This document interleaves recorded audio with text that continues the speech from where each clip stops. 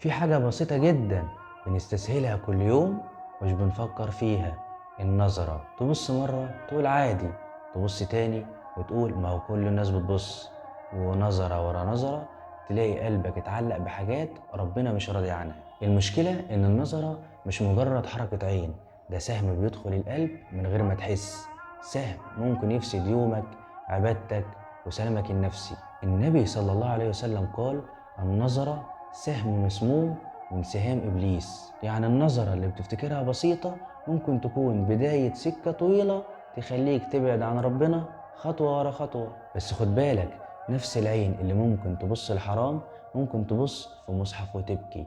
نفس العين اللي ممكن تتبع معصية ممكن تدمع خوف من ربنا. الموضوع اختيار. كل مرة عينك تتعلق بحاجة مش ليك قول لنفسك ربنا بيصلحني، وغض بصرك، مش علشان حد شايفك لكن علشانك انت، علشان قلبك يفضل نظيف.